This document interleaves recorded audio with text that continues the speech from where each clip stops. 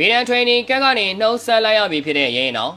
တတန်းကျင်တစ်ခုမှလေးချင်းဝင်ရတာဟာအောင်မြင်မှုအစားလို့ထင်ရပေမဲ့တကယ်တမ်းမှာတော့အဲ့နေရာကဖျားတွေကတမန်ထက်ပုံများလို့နေပါတယ်အခုလည်းမာပရိသတ်တွေအားပေးခဲ့ကြတဲ့လူငယ်ဖိုင်တာရင်းနောက်နဲ့ထိုင်းနိုင်ငံရဲ့နာမည်ကြီး Vietnam training ကန်တို့ဟာလမ်းခွဲလိုက်ကြပြီဆိုတဲ့သတင်းတွေထွက်ပေါ်လာနေပါတယ်ဒါရင်းနောက်အတွက်တွေမဟုတ်ပဲမလဝိတ်လောကကနေပြပထွက်ပြီးကစားနေကြတဲ့ဖိုင်တာတွေအတွက်သင်ခန်းစာယူစရာတွေအများကြီးရှိနေပါတယ်ရင်းနောက် Vietnam ကက်ကိုရောက်သွားတာအခုဆိုရင်6လလောက်ရှိခဲ့ပါပြီအဲ့6လအတွင်းမှာသူဟာOne Friday Fight လိုမျိုးကဘာကစောက်ကြည့်နေတဲ့စင်မြင့်ထက်မှာ3ဝဲတောင်ထိုးသက်ခွင့်ရခဲ့တာပါတကယ်တော့ဒါဖိုက်တာတစ်တယောက်အတွက်ရာခဲတဲ့အခွင့်အရေးဖြစ်တယ်လို့ဂျင်မတ်ကလည်းသူ့ဘော်ယုံကြည်မှုရှိခဲ့လို့ပွဲတွေစလိုက်တည်ပေးခဲ့တာလို့ပြောလို့ရပါတယ်ဒါပေမဲ့ကန်ဆိုးရာကအဲ့3ဝဲလုံးမှာအောင်ပွဲတစ်ဝဲမှမရခဲ့ပဲရှုံးနေမှုတွေနဲ့ရင်ဆိုင်ခဲ့ရတာပါပဲဖိုက်တာတယောက်အတွက်နိုင်ဝဲပြောင်းဆုံးတာရှင်းတဲ့ပိုင်းဆိုင်ရာထိခိုက်စေတယ်လို့ဂျင်းတစ်ခုအတွက်လည်းသူတို့ရဲ့ကစားသမားကရလက်ထွက်မလာတဲ့အခါပြန်လည်သုံးသပ်မှုတွေလုပ်လာတာကသဘာဝပါပဲဒီနေရာမှာကျွန်တော်တို့အဓိကစဉ်းစားကြည့်ရမှာကရင်းအောင်ရင်ဆိုင်ကြရတဲ့ပြိုင်ဘက်တွေအကြောင်းပါသူဟာတမန်ဖိုက်တာတွေနဲ့ထိုးခဲ့ရတာမဟုတ်ပဲနဲ့ဂျွမ်ကာဆာလီလိုမျိုးအခုလက်ရှိ1ချန်ပီယံရှစ်မှာအရင်ကနာမည်ကြီးနေတဲ့နီးစနစ်ရောအင်အားပါပြည့်စုံနေတဲ့ထိတ်တန်းလူငယ်ဖိုက်တာတွေနဲ့ရင်ဆိုင်ကြရတာပါပြည်ထဲမှာတော့တွေးကြုံသိမ်းမရသေးတဲ့နုနယ်သေးတဲ့ဖိုက်တာတယောက်ကိုဒီလိုထိတ်တန်းအဆင့်နေနဲ့တွေးကြုံရှင်ခိုင်းလိုက်တာဟာတကယ်တော့အစားမတန်လွန်းတဲ့စိန်ခေါ်မှုတစ်ခုလိုတော့ဆိုရမှာပါဒါရင်းအောင်ကိုပွဲထုတ်ပေးထားတဲ့ဆိုင်ရိုက်ချခံလိုက်ရတယ်လို့မျိုးတော့ဖြစ်သွားစေပါတယ်တကယ်တော့ဗီနန်ကရင်းအောင်ကိုခေါ်ယူခဲ့တာဟာအကြောင်းမဲတော့မဟုတ်နိုင်ပါဘူး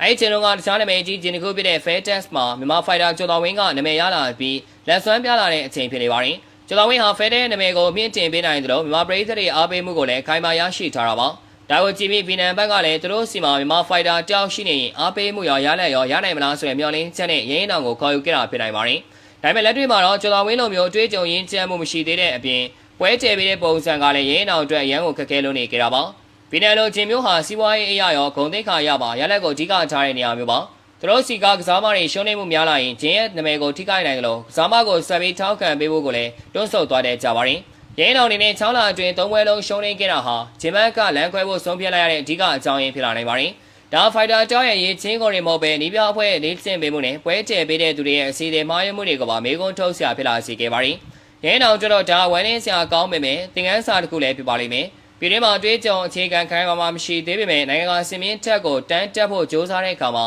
ဒီလိုအခက်အခဲတွေကရှိနေအောင်ပါပါဂျွမ်ကာဆာလီလိုဖိုက်တာမျိုးနဲ့ထွေရဖို့ဆိုတာအချိန်အများကြီးယူပြီးမှပြင်ဆင်ရမယ့်ကိစ္စပါအခုတော့ရလက်တီမကောင်းခဲ့လို့ဗီနန်နဲ့လမ်းခွဲလိုက်ပြီဖြစ်ပေမဲ့ဒါရင်းအောင်ရဲ့ကစားမဘွားအဆုံးသတ်တော့မဟုတ်ပါဘူးအမားတွေကိုပြင်ဆင်ပြီးနောက်ထပ်ခြင်းအသင်းပဝင်းခြင်းအသင်းမှာပိုပြီးတိုးတက်လာအောင်ကြိုးစားဖို့ပဲလိုအပ်တာပါမြန်မာဖိုက်တာတွေပြပထွက်ရင်ကြုံတွေ့ရလေးရှိတဲ့အခက်အခဲက